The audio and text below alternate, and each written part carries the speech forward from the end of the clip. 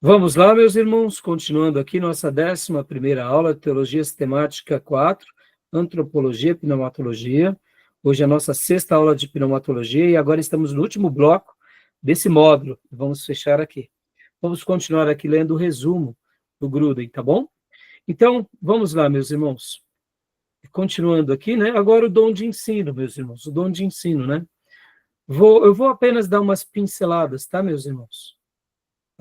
O dom de ensino, segundo Gruden, né? Leia para nós, Beatriz, por gentileza, aqui, ó, essa primeira parte. O dom de ensino no Novo Testamento é a capacidade de explicar as Escrituras e aplicá-las à vida das pessoas. Olha só, quando eu tenho esse dom de ensino, podem ver que ele se assemelha muito a uma profecia, né? Em alguns momentos não, em alguns momentos sim. Por exemplo, se eu estou ensinando porque o Salmos é daquela forma, então, num primeiro momento, é uma instrução mais cognitiva, mais racional. Qual é a diferença dos Salmos para os Provérbios? Tudo bem. Mas quando agora eu começo a ensinar os Salmos aos meus ouvintes, aos meus alunos, aos meus discípulos, eu começo a aplicar que aquela poesia foi feita por Davi, por Asaf, pelos filhos de Coré, por Salomão, por Moisés, e aquela poesia teve toda aquela construção, e dentro daquela poesia tem essas verdades. Eu estou aplicando a palavra ao coração do irmão. Nesse sentido, o dom do ensino, no momento em que eu aplico, ele praticamente quase que vira uma autoprofecia. Não é verdade? Então, quando eu estou fazendo o ensino mais estrutural, é um ensino importante. Porque é Pentateuco, porque são leis, porque são profetas, porque são livros históricos, poéticos. Mas no momento em que eu aplico aquilo ao meu irmão, e ainda mais quando o meu irmão está com dúvida, me pergunta o que fazer, e eu levo os ensinos sagrados a ele, perceba, de mestre eu passo a ser praticamente um profeta. Tem a sua separação? Tem. Mas tem uma certa semelhança também? Também tem. Então, o dom de ensino nas escrituras terá a ver com essa capacidade de poder passar os princípios de Deus aos nossos irmãos. Tá bom? Alguma pergunta, alguma dúvida sobre esse dom? Pastor Rai, Pois não. referente ao devocional, a gente também tem que fazer uma aplicação na nossa vida, né? Ele entra nesse ponto que você falou agora? Então, já é essa aplicação pessoal, né, Beatriz? A devocional, não é? O que é a devocional, se não uma aplicação totalmente pessoal? É como se nós nos colocássemos diante de Deus e disséssemos: Senhor, estou aqui, fala comigo agora. Ou seja, né, é um momento da nossa espiritualidade, e eu gosto muito de uma definição do Shedd, irmãos. Percebam, Dr. Shedd, ele foi, para mim, uma das minhas maiores referências, como mestre, tá, irmãos? Como mestre. O Dr. Shedd, olha só, ele não pregava que nem o Ernesto Tonin. Ele não tinha uma voz de autoridade. Ele tinha uma voz serena, uma voz mansa. A autoridade estava no conteúdo que ele passava. Com aquela ternura, com aquela doçura, ele imprimia os valores de Deus no nosso coração. E olha só, desculpem até ter dado um devaneio aqui.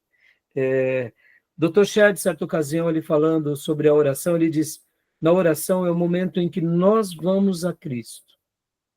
Nós chegamos diante de Cristo e diante do Pai e do Espírito Santo. Nós adentramos no trono da graça. E a leitura da palavra, Beatriz e irmãos, é o momento em que Jesus vem até nós, fica do nosso lado e nos instrui. Essa figura de linguagem é magnífica, não é? No momento em que eu leio a Bíblia, é como se o meu Jesus, o nosso Jesus, estivesse do nosso lado, nos ensinando as palavras dele, os caminhos dele. Percebam, na oração eu vou a ele. Na leitura da Bíblia, ele vem a mim. Então, a Beatriz, te respondendo, né? A devocional é esse ensino pessoal, em que o meu coração fica escancarado, dizendo, Deus, fala comigo, fala por meio da tua palavra. Me ensina, me esclarece, né? E quantas são as vezes, né, Beatriz, que Deus nos surpreende na leitura bíblica, não é? Ora lendo de forma contínua e ora lendo de forma esporádica, né? Sabe aquela ideia de abrir a Bíblia, irmãos? É a Bíblia. Alguém já disse que a Bíblia fechada é a boca de Deus fechada e a Bíblia aberta é a boca de Deus falando, né? Então, é por isso que alguns irmãos têm até algumas experiências inusitadas de abrirem a Bíblia e Deus falar com ele naquele texto, que acontece mesmo, é Deus falando. Agora, a gente não pode fazer disso uma regra, né? Já que ele deixou um livro sagrado de 66 livros, a gente tem que mergulhar nesse livro. Mas quantas são as vezes que Deus vai falar conosco? Por meio da sua palavra. Então, a devocional é isso, né? E podem ver, irmãs e irmãos, que um ministro, ele só se mantém de pé quando ele tem uma vida de devocional. Ele se enche primeiro para depois servir. Tem uma história muito curiosa, né? De um missionário que estava numa tribo e ele estava parado num certo lugar onde tinha uma mina d'água. E ali ele estava, ficou durante muito tempo ali e ele viu uma mulher que durante a manhã veio, pegou água, passou algumas horas, ela veio, pegou água de novo, depois no meio-dia veio, pegou água de novo, e depois às 3 horas da tarde veio, pegou água de novo, enquanto outras mulheres da tribo iam uma ou duas vezes durante o dia inteiro. E aquele missionário então chegou para aquela índia e perguntou, por que você veio aqui? Muitas vezes na mina, mais do que todas as outras. Aí aquela índia disse, é porque a minha família é muito grande. E uma única vez não sacia toda a sede deles. Preciso fazer muitas tarefas. Aí o Espírito Santo de Deus falou àquele missionário, assim são vocês, meus servos. Vocês precisam ir à mina de Deus muitas vezes. Não é? Se eu quero saciar a fome e a sede de muitos, quantas vidas eu tenho para cuidar? Então eu tenho que ir na fonte de água, da água da vida e pegar a água ali para saciar, né, os meus filhos. Não é assim que o pastor faz? Não é assim que o missionário faz, o evangelista? Né? Quanto mais você tem para cuidar, mais você vai na fonte para pegar mais água. Então é isso, tá bom? Sobre os milagres, irmãos, vamos lá. O que o Gruden vai trabalhar agora aqui sobre o poder dos milagres, né? De fato é isso, é claro que aqui, né, irmãos, pode ler para nós, Beatriz, por gentileza, né? Essa parte. Logo após apóstolos, profetas e mestres, Paulo diz, depois, operadores de milagres. 1 Coríntios 12, 28. Ainda que muitos dos milagres vistos no Novo Testamento fossem especificamente milagres de cura, Paulo aqui alista a cura como um dom distinto. Assim, nesse contexto, ele deve ter em vista algo diferente de cura física. Pode continuar lendo aqui, mais um Devemos pouco. perceber que talvez a palavra milagre não dê uma ideia muito precisa do que pretendia Paulo, uma vez que a palavra grega é simplesmente a forma plural da palavra dynamis, poder. Ou seja, né, milagre dando essa ideia de poder. Então, vamos lá, meus irmãos. Por isso que a gente tem que estar aberto, que Deus pode estar fazendo grandes coisas com muitas pessoas, e por isso que eu gosto daquele termo que há pouco, né, até nós falávamos, antes de travar aqui as minhas, o meu material, né, quando eu falei sobre a questão de miraculosos. Milagre tem a ver com esse lado miraculoso, de milagres, de um poder sobrenatural. Como, de que forma, onde, de que maneira, não importa. Se realmente foi feito algo para a glória de Deus, e se Deus está usando quem Ele quer, não deixa de ser algo miraculoso, não deixa de ser algo surpreendente, não deixa de ser algo admirável. Então, eu particularmente, né, acredito muito nessa possibilidade de que irmãos nossos podem sim receber, sim, dons de milagres sobrenaturais. Tá bom, meus irmãos? Eu acredito que os irmãos também acreditam nessa possibilidade, né? Tudo bem? Aí, olha, só para esclarecimento de vocês, né, os slides não travaram. É que como eu tive que mudar a forma, era aqueles slides mesmo, é que tinham acabado, tá bom? Desculpem, tá, irmãos? É porque como travou anteriormente, né, eu fiquei... Então, sobre dons de milagres, irmãos, aqui abra o leque, tá bom? Irmãos, para as coisas mais variadas, tá? E não limitem a atuação do Espírito Santo, tá bom? Não limitem o que ele pode fazer nas nossas vidas. Vamos lá, meus irmãos. Deus levantar uma pessoa na terra para ajudar as pessoas. Vamos pegar um exemplo aqui, tá? Deus levantar hoje um gestor público para acabar com a droga no nosso país é um milagre? Isso é um milagre, meus irmãos. Uma geração nossa ser mudada, de tantas gerações debaixo de vício, de tráfico, é um milagre.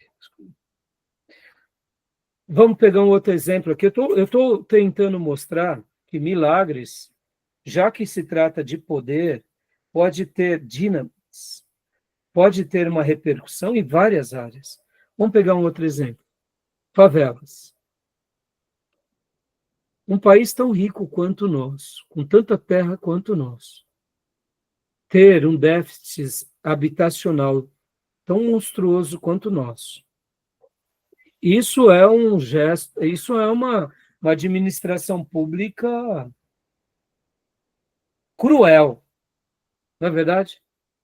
Quando a gente pensa, por exemplo, que nosso país, se nós fôssemos aqui um Japão, que só tem montanhas, que tem, né, ilhas, que tem lugares que não se dá para habitar, tudo bem. Mas, meus irmãos, o que mais tem no Brasil é terra boa, terras habitáveis. E a gente ter tantas favelas debaixo do nosso nariz. Então, imaginar que alguém seja levantado na administração pública ou no mundo empresarial e ele soluciona essa questão de habitação. Isso é um milagre ou não é um milagre? Milagre, meus irmãos. Vamos pegar um último exemplo aqui ainda dentro desse contexto. A seca no Nordeste. Né? A gente sabe que, vamos pensar aqui, que a indústria da seca no Nordeste, ela existe desde quando? Desde o Império Português, irmãos. Logo depois da independência do Brasil, desde quando o Brasil se torna independente, a indústria da seca no Nordeste sempre existiu. Por que nunca ninguém resolveu isso, meus irmãos? Um país como o nosso. Mas vamos imaginar que Deus levante aí, né, uma família empresarial que resolva isso. Isso é um milagre ou não? E essa pessoa faça algo para a glória de Deus. Então, percebam, milagres podem ser muito mais abrangentes do que aquilo que a gente limite. A gente limita o milagre ao paralítico andar. Mas a gente não vê o milagre, por exemplo, na ciência. Deus levantar um colegiado de médicos que se dediquem a uma vida ao cuidado das pessoas, onde esses médicos proporcionem uma vida muito mais longeva por meios tecnológicos, científicos, medicamentosos, ou, quem sabe, dietas adequadas. Isso é quase um milagre, ciência. Mas percebam, Deus ele pode fazer coisas inusitadas, e muitas vezes a gente limita que milagre é o que o pastor faz, é o que o evangelista faz, é o que o ministro de música faz, é aquela irmã que ora, que jejua. Não, meus irmãos. O que Neemias fez foi um milagre, levando proteção ao seu povo. O que Daniel fez foi um grande milagre, levando a palavra de Deus a uma nação ímpia. E levando o poder de Deus e as revelações de Deus. Você perceba, ali teve uma intervenção mais milagrosa. Mas vamos pegar outro exemplo, José do Egito, irmãos. Tudo bem, teve o sonho e teve a visão. Mas percebam que ali pode ver que o talento, o sonho e a visão se coadunou com o dom, pelo menos é como eu enxergo. porque ele tem ali a interpretação de Faraó, mas logo depois ele dá ali uma dedução humana, uma digestão, e o problema foi solucionado. Houve fartura no Egito, e salvou tanto o seu povo, salvou o Egito, o seu povo, e salvou o mundo. E aqui estamos. Então percebam que hoje, muitas vezes, Deus pode fazer milagres através das coisas mais invariáveis. Deus pode levantar cientistas que, de repente, mandem sabe, uma nave para o espaço e algo aconteça e a nossa vida seja muito mais abençoada. E essa pessoa vai falar, olha, eu fiz isso porque eu estava orando e Deus me deu uma ideia. Entendeu? A gente limita, né? A gente limita que o milagre ele só vai ser no horizonte da igreja. Não, meus irmãos, não, meus irmãos, pode ser em qualquer outra área, tá bom? Fiquem abertos a isso. E como que a gente sabe que é um milagre de Deus? É porque tudo aquilo que é feito sob uma orientação de Deus, também, se realmente tiver o DNA de Deus, a glória vai ser para Deus, não será para os homens, tá bom? Então, sobre o assunto do milagre, mais alguma dúvida, alguma questão? Não? Quando ele fala agora também sobre cura, né, meus irmãos? Ó, vamos lá, você vê, a gente é muito limitado, irmãos, sobre essa questão de cura. A gente acha que a cura ela é só espiritual, que a cura não pode ser por meio de um médico, por meio de um psicólogo, por meio de um terapeuta. Vocês já notaram como o povo de Deus, eles são infantis sobre essa questão da cura? Vou dar um exemplo. Tem irmãos que não passam no psicólogo, porque falam assim, eu não estou louco. Mas o mesmo irmão, olha lá, na hora que está com dor de cabeça, ele tomou um analgésico. Aí eu pergunto, então você é incrédulo? Por que você não botou o joelho no chão?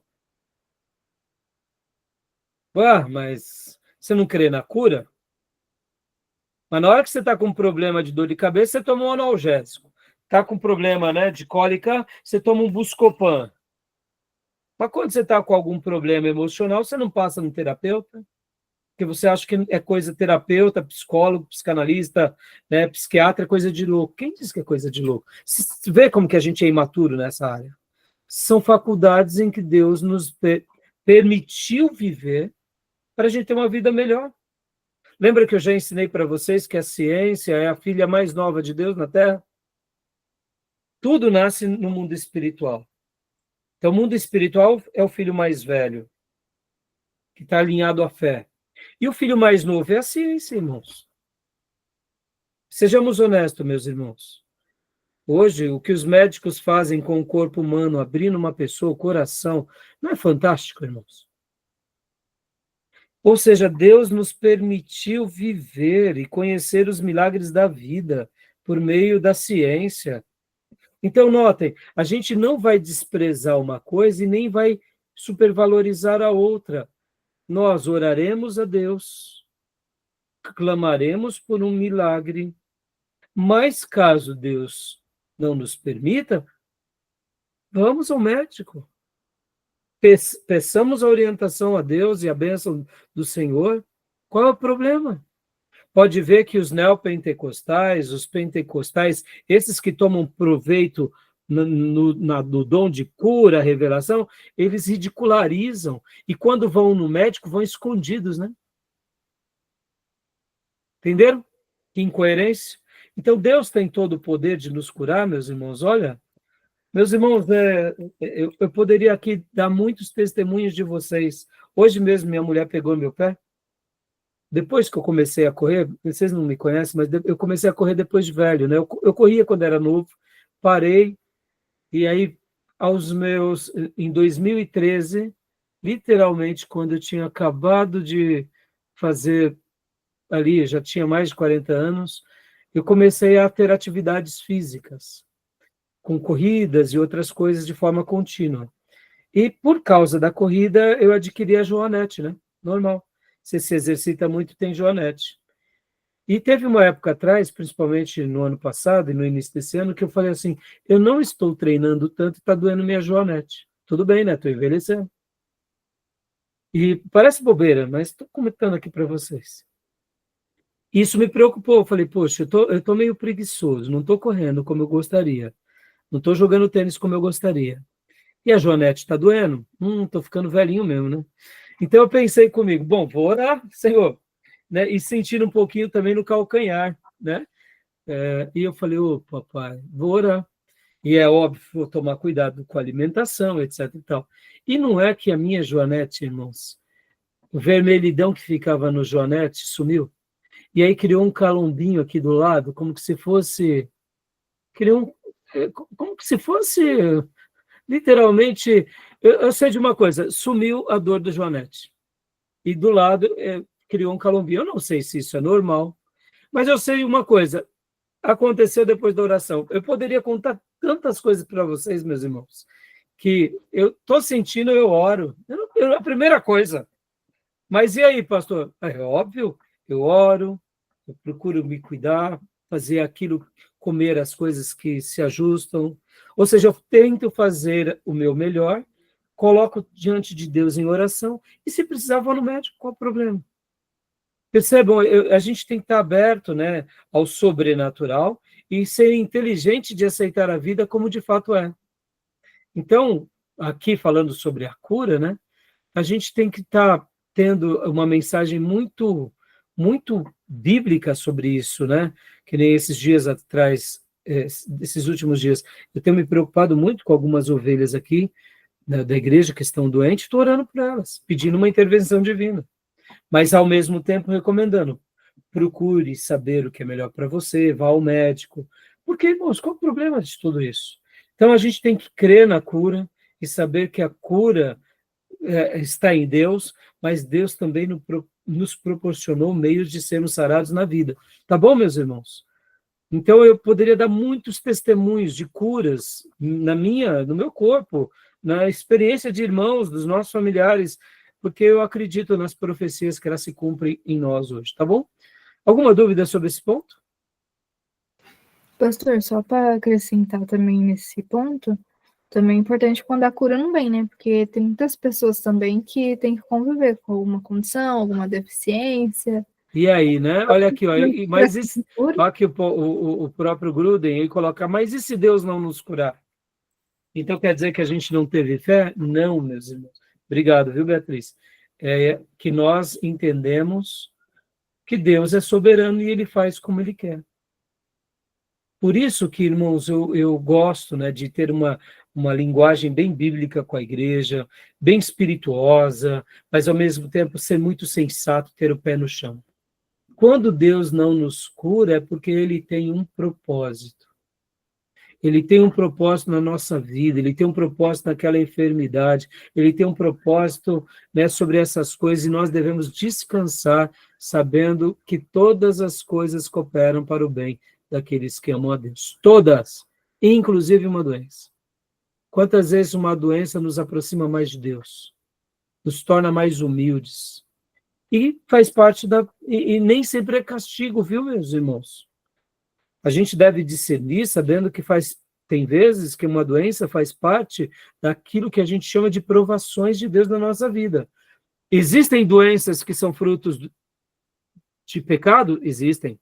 Paulo vai falar que muitos, porque estão no pecado, estão fracos, em 1 Coríntios 11, outros estão doentes e outros são recolhidos. Então, realmente, tem doenças que são frutos de pecado? Sim, não tem dúvida. Mas nem todos os casos. Podem ver que a palavra de Deus mostra que o profeta Eliseu teve uma doença mortal que o levou. Olha que interessante. Eu não sei se vocês já pararam, lembram desse episódio ou não? Por que os neopentecostais não pregam isso? Depois pesquisem. Nosso irmão, profeta Eliseu, que foi o discípulo de Elias, ficou doente depois de realizar tantos milagres e maravilhas.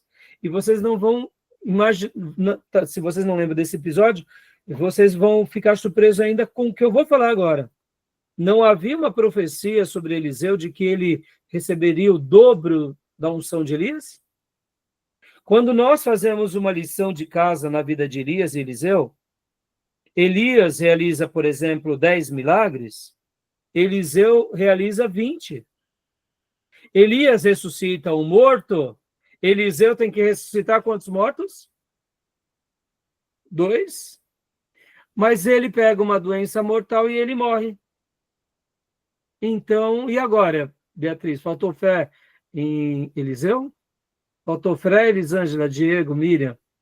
E aí? Mas espera aí, ele morreu, como que ele vai realizar o milagre? Quem é que realiza o milagre na nossa vida, meus irmãos? Essa história aqui, fica aqui para vocês lerem depois. A Bíblia conta que ele tinha sido sepultado. O profeta Eliseu foi sepultado, porque ele morreu. Normal. Seus discípulos em terra. Ele não ressuscitou, tá bom? Mas a Bíblia vai contar que há um episódio. Está tendo um velório e de repente vem um povo inimigo agora contra os servos de Deus. E dentro daquele velório, eles não têm tempo de fazer nada. O que eles fazem? Eles jogam aquele irmão que tinha morrido no túmulo de Eliseu. E o que, estão lembrando agora ou não? E o que aconteceu agora com aquele defunto que encosta no defunto Eliseu? Está vivo. Sai de lá ressuscitado. Oh, mas peraí, Eliseu não teve que fazer a oração? Não, meus irmãos. Quem opera o milagre na nossa vida é Deus, é o Espírito Santo. Havia uma promessa sobre Eliseu. Eliseu não ficou em crise, viu? Porque ficou doentinho e morreu.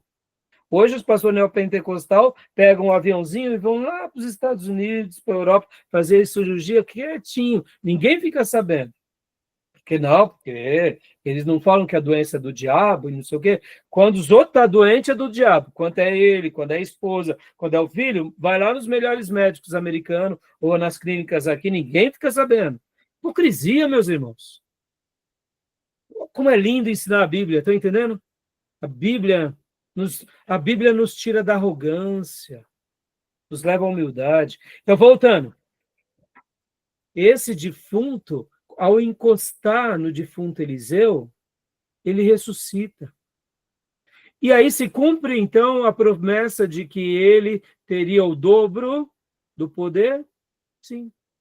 Agora eu te pergunto, ele fez um milagre em vida e o outro foi em morte.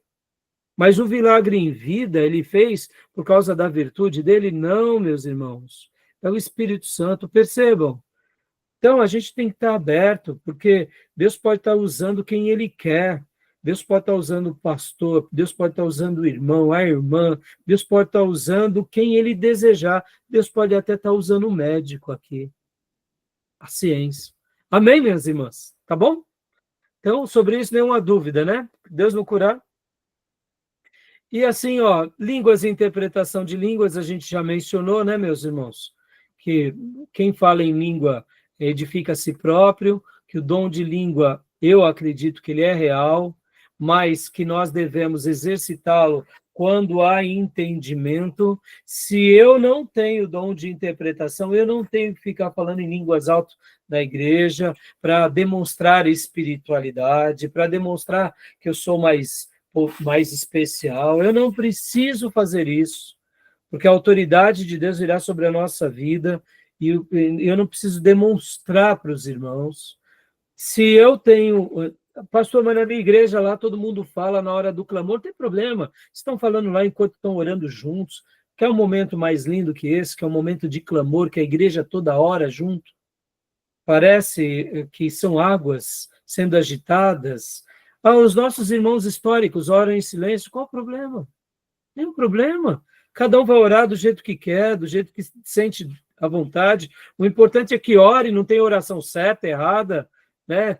E aqui fica essa liberdade entre nós, porque cada pessoa tem o seu jeito de adorar a Deus, de orar. Uns oram com voz alta, outros oram em silêncio. O importante é orar, tá bom, meus irmãos? E o dom de língua, para ser usado na igreja, tem que ter interpretação. Se não tem interpretação, então que a gente ore para si, tá joia?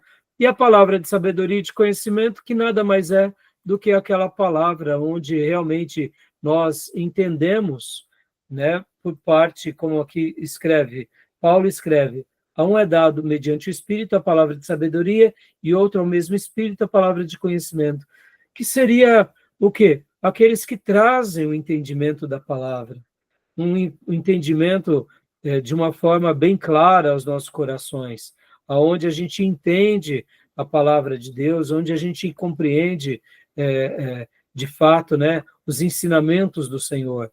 Então, sobre o autor, ele também trabalha com muita propriedade. Você tem alguma dúvida desse ponto? Tranquila? Tranquilo? Né? Aqui, o dom da palavra do conhecimento e da sabedoria está muito ligado ao dom de ensino. Mas aquele que tem o dom de ensino, muitas vezes fala de forma mais técnica. E aquele que tem realmente o dom da sabedoria e do conhecimento, ele consegue extrair certas verdades com muito mais profundidade. Ele consegue enxergar coisas que outros não veem. Então, é uma palavra de sabedoria? É. É uma palavra de conhecimento? É. Ou seja, é o Espírito Santo trazendo essa sabedoria, esse conhecimento, por meio do entendimento. Mas não deixa de ser também um milagre, tá bom? Ou melhor, um dom. E por último,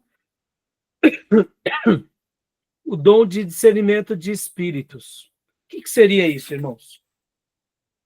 O que seria isso, irmãs? Para a gente estar encerrando.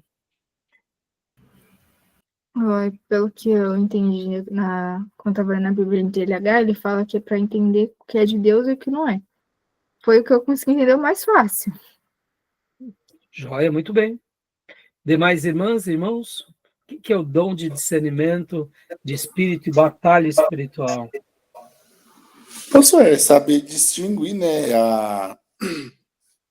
o que é o Espírito de Deus e o que é o... Porque tem muita, principalmente nos neopentecostal da vida aí, você vai na igreja onde acontece todo aquele círculo lá e às vezes a pessoa acha que é o Espírito Santo, mas não é.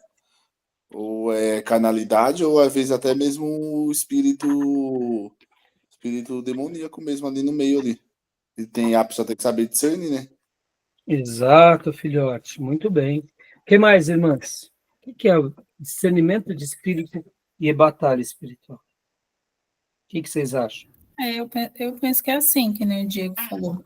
Ter o discernimento para saber o que é de Deus e o que é do inimigo, né?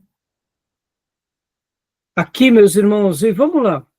São todas as pessoas da igreja que vão ter discernimento de espírito e batalha espiritual? Não, meus irmãos. É todo mundo que tem dom de cura, todo mundo tem dom de profecia, todo mundo que é pastor, que é mestre. Percebam, há alguns irmãos que os sentidos deles são mais aguçados nessas questões. E isso é importante para uma igreja? Claro que é, meus irmãos. Claro que é. Porque muitas vezes o negócio parece ser muito bom. A gente não está vendo perigo naquilo. É algo que está acontecendo na sociedade, a gente não está vendo perigo. E de repente o irmão chega para o pastor e fala: pastor, olha, tem algo estranho aqui, pastor, tem fogo estranho. Aí o pastor: opa, o que foi, meu irmão? Pastor, olha, aqui, olha. E começa a apontar coisas que o pastor muitas vezes não está vendo.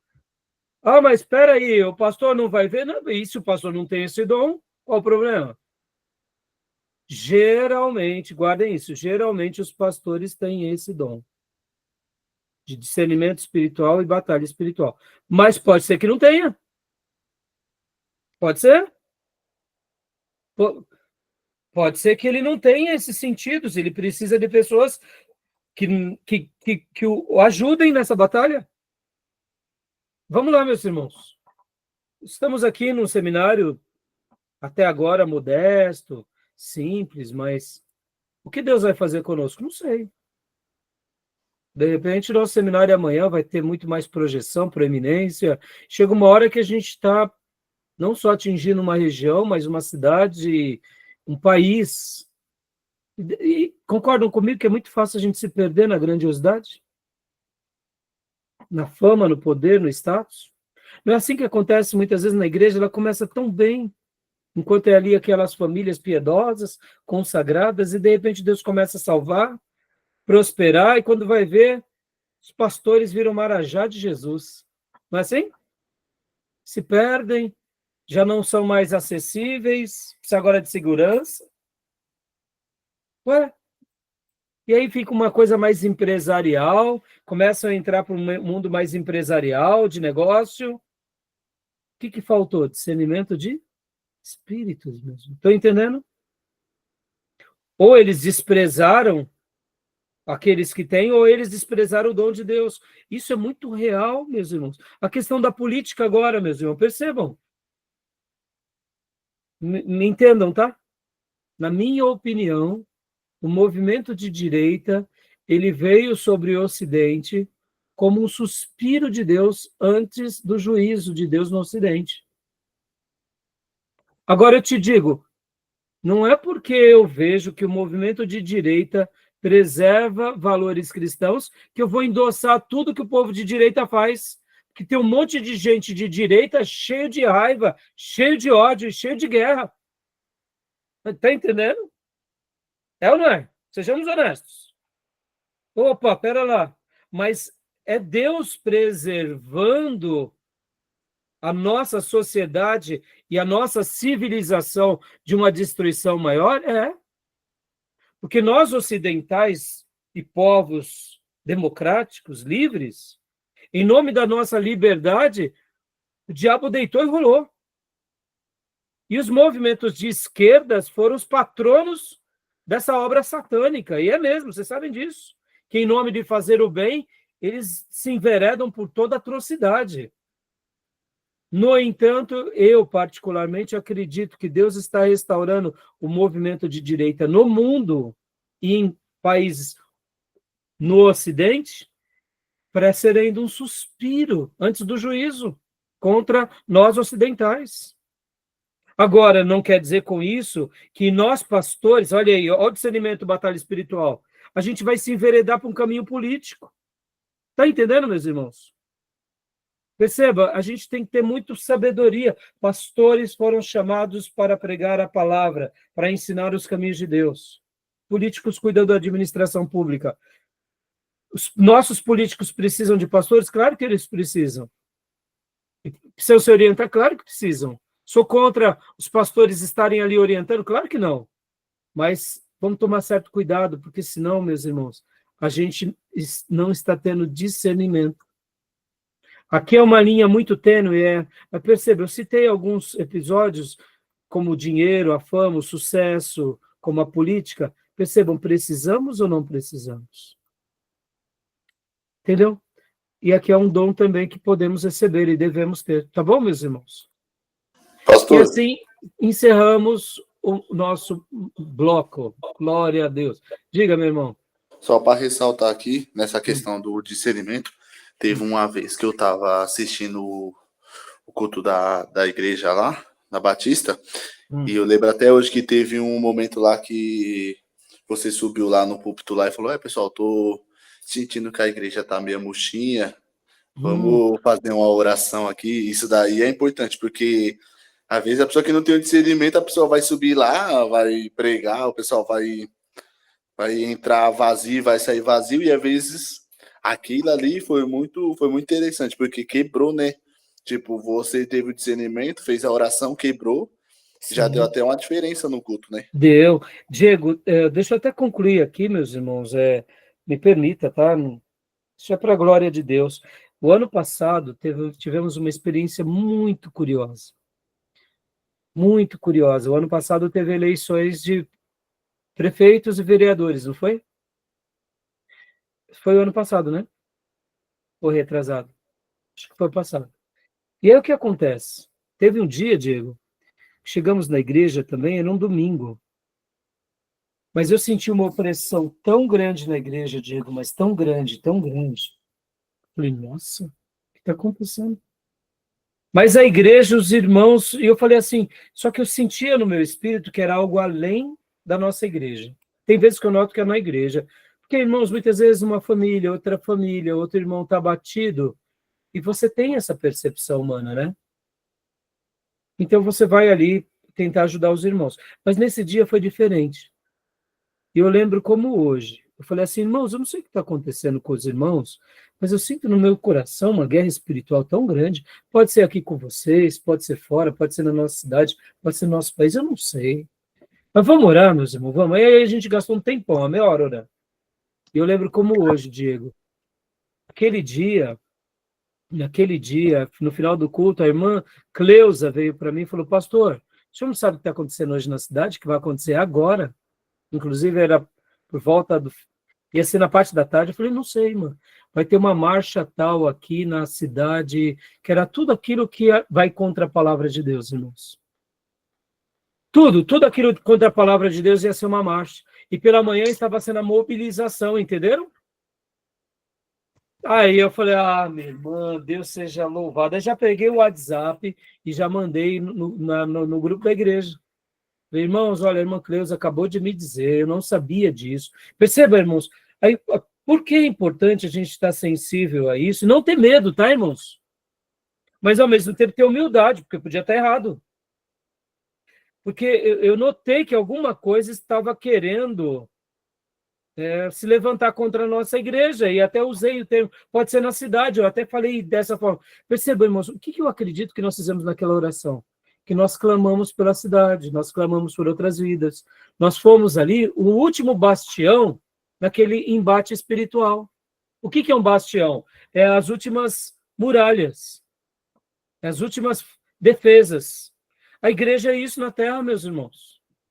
Então, sabe, Diego, é isso mesmo. Agora, Diego, tem vezes que a gente pode achar uma coisa e não ser. Aí a gente tem que ser humilde, né? Mas percebam como essa questão dos dons, a gente tem que estar aberto, irmãos. E aqui, se uma hora errarmos, irmãos, peçamos perdão, né? Porque a gente, muitas vezes, até mesmo tenta acertar. E a gente acaba errando, não é? Quantas vezes eu tentei acertar e errei? Mas que a gente possa ser humilde de se acertar e de pedir perdão a Deus. Tá bom, meus irmãos? Queria ter falado mais coisas, né? Me perdoem aí, porque esses últimos dias a gente tem passado até um pouco do horário, mas essa classe ela é mais nova, né? Eu vejo que os irmãos estão sendo, né? Pode ver, a gente demorou mais para começar a aula de hoje, esclarecendo a dúvida dos irmãos. O que eu mais quero poder aqui é responder aos irmãos e ajudar os irmãos a terem um conhecimento bíblico profundo, uma teologia boa, ortodoxa, né, com esse conglomerado de homens de Deus aí que serviram ao longo dos séculos, né, os nossos irmãos tradicionais, pentecostais, avivados, reformados, e que Deus tenha misericórdia de nós e que possamos aperfeiçoar a noiva. Tá bom? Então, hoje encerra-se aqui, né, esse módulo. Quinta-feira vamos começar um outro módulo, né? E vamos seguir o livro do Gruden também, tá bom? E a prova de vocês estarei passando agora, e vocês têm até amanhã para entregar tudo, e que Deus os ajude, tá bom, minhas irmãs? Deus os ajude. Uma última dúvida. Pois não. Rapidinho. A fé, dom da fé que ele põe nessa lista, é diferente de crer no Evangelho? Que o Nicodemo estava falando que se a gente crê, é porque Deus é o dom de crer. Se a gente não crê, a culpa é nossa. Então, eu faço uma distinção. Vou explicar. Nós temos a fé salvadora. Diegão, bloqueia o seu microfone, fica tá dando. Nós temos a fé salvadora, essa veio de Deus, tá? Assim como a graça, e a fé salvadora é um presente de Deus. É a capacidade de crermos na obra da redenção. Não depende de nada da gente. Agora, existem outros tipos de fé. Por exemplo, fé como corpo de doutrina, batalhai pela fé uma vez entregue aos santos. Que fé foi essa que Judas escreve? Fé como doutrina. E existe o dom da fé, que é uma fé como dom. Tá, pastor, qual é a diferença de quem tem a fé salvadora e quem tem o dom da fé? Uma grande diferença. A fé salvadora é para todos, mas o dom como fé é para alguns. Vamos lá. Jó tinha um dom da fé. Só suporta o que ele suporta quem pode ter recebido de Deus o dom da fé.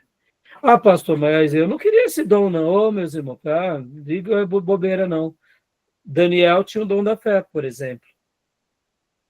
Sofre e está disposto a sofrer até morrer pelo Cristo, ser jogado, né, pelo Deus eterno, né? ser jogado na cova dos leões depois de velhinho e tá bom, vamos lá. Então, o que tem o dom da fé? O dom da fé, ele tem uma coisa linda.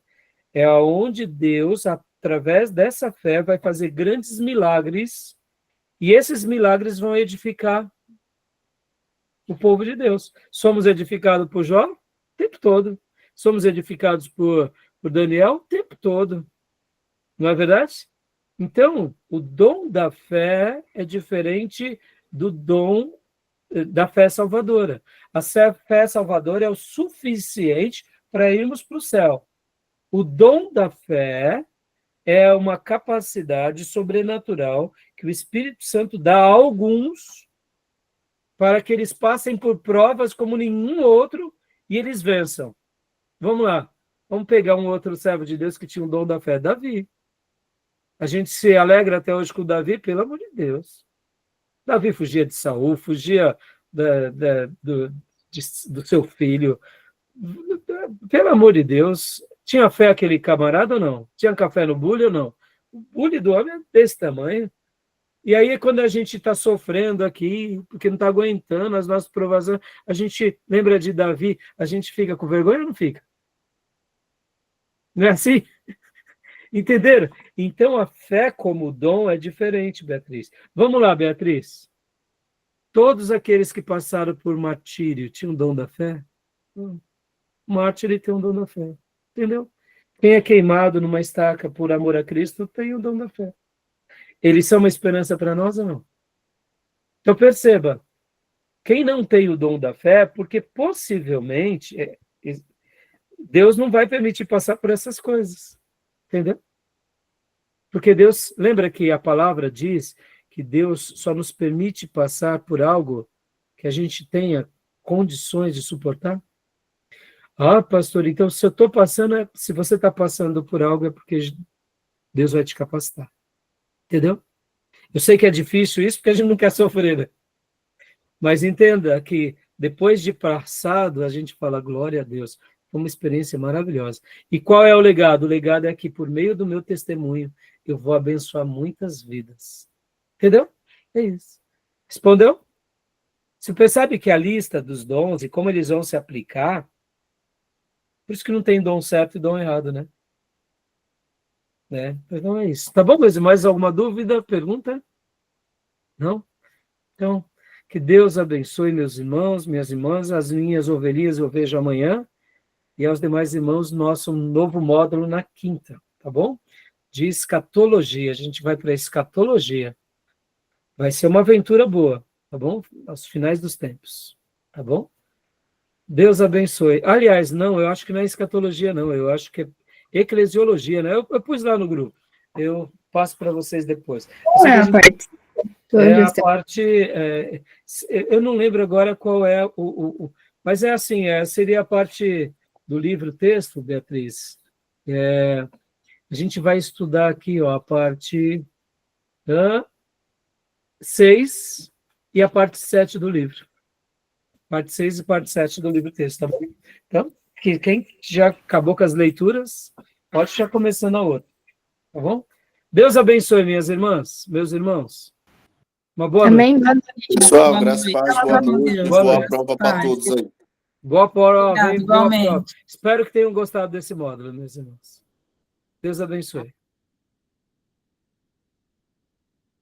Ixi, como que eu faço aqui?